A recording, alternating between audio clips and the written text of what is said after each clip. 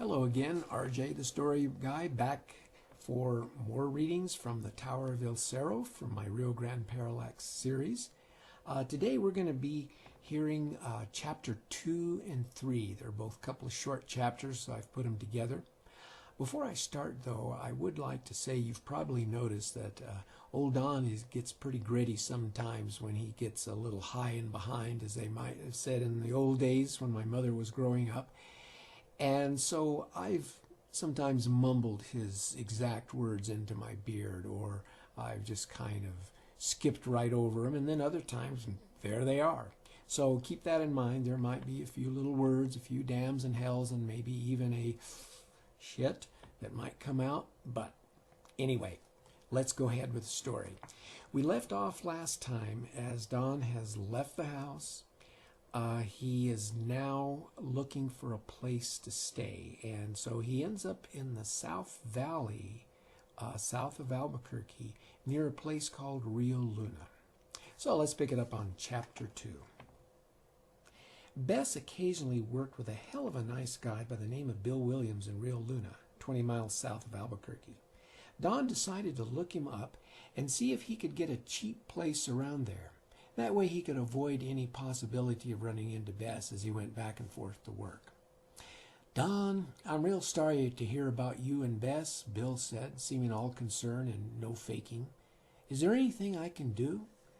"There's no way you can help us work things out because there's nothing to work out," Don replied. "It's over. I'll pretend it was another lifetime that's dead and gone. But what you can do..." It turned out there was this place north of Rio Luna, near the border of the Isleta Indian Reservation between Rio Luna and the city. A small adobe house on 10 acres of land, 2 miles from the paved road. "I can't afford to buy, Bill." "That's okay. The owner lives in Santa Fe, and frankly, he's tired of having it on the market. He thought some developer would want to subdivide it, but every time someone looked at it, they lost enthusiasm. I can't figure it. The property is what's left of investment his parents made about 15 years ago. Anyway, I can rent it to you for just enough to cover the owner's mortgage payment and taxes." "How much will that be?" Let's say $750 a month, due on the 5th. Make it on the 7th after payday and you've got a deal." "No problem. Let me take you out there." It wasn't bad. An old cottonwood stood at the east side of the 2-room adobe house. Since it was early spring, the fields all around showed just the faintest hint of new growth, tinting the relentless brown, marking the desolation of the place. Bill led Don around the house to the south wall and showed him what looked like the beginnings of construction of an addition. The present owner was all set to add on another 5 rooms, including studio, greenhouse, a central enclosed patio, the whole 9 yards, when he up and quit. Damnedest thing, he was an artist, so he figured Santa Fe was more in tune with his sensibilities. He took Don inside. The place was a study in New Mexico dust collection. "How long has he been gone?" "Almost 2 years. Look, I know it's not much, but I can get him to agree to forget the first and last month's rent and damage deposit if you clean up the place yourself." Don looked around at the amateur job of 70s kitchen appliance installation with a diminutive avocado green stove and a short harvest gold refrigerator. A door near the kitchen stove led to what promised to be an equally depressing bathroom with partially exposed pipes and electrical wiring. In the southwest corner of the 12 by 24 room was a couch and a dusty bed frame with a stained mattress. At the center of the south wall stood a full-length glass door of a vintage that seemed original to the little adobe house. Through the glass, Don could see the unplastered adobes of the south wall.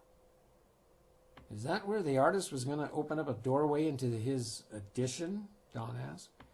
"I don't think so, because that's been there ever since I can remember. Odd to see an old door with a single pane of glass that large, isn't it?" "Yeah, fascinating as hell," Don said, showing no interest whatsoever. "Anyway, I can use the exercise, and I need to save money, so yeah, I'll clean it up. I've recently had practice, and well, there's something strangely appealing about this place." Bill put his hand on Don's shoulder. and squeezed sympathetically. "Yeah, buddy, let's get you back. Draw up some papers, and you can move in this evening unless you have a place for tonight." "I don't have shit. Let's go." It was twilight by the time they finished signing the papers. Bill insisted on dragging Don home for supper with his family and wanted Don to let him, his wife, and 2 kids come along to help settle him in. But Don countered they didn't need to bother. He finally found himself alone in his Fairmont as it rocked over the lawn dirt driveway to his new abode. Suddenly, as he passed under the massive cottonwood hovering over a front yard covered with weeds, everything went black. The Fairmont dropped in a chug hole. The engine died, and the driver's side door flew open. Don's seatbelt kept him in the vehicle, but he slid down under it, and his left foot flew painfully out the door. At the same time, his right hand was jammed into the dashboard and bent back double. "Shit! What happened to the lights?" he asked. Pitch dark pushed against his face, threatening to crush him into the thinness of atoms, like a hapless victim of an overhead bridge collapse. Flailing his arms to fight off claustrophobia, he succeeded in beating both hands against the steering wheel and windshield.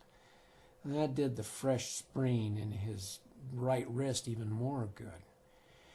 With his foot dangling from the door and arms hugging his chest, he heard the sound of leather wings flapping in this tunnel of blackness. He pulled himself upright. Then, like the fading in a movie, the light came back on.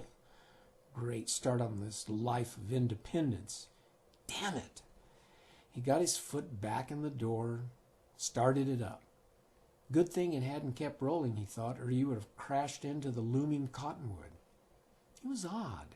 The blackness had come before the sudden stop.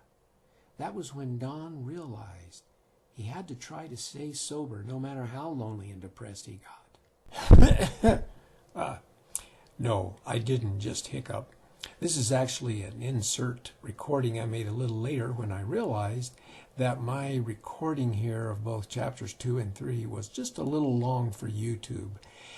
And so at their suggestion, by not wanting to download my earlier video, I'm going to stop it here, and we'll continue in the next portion with chapter 3. See you then.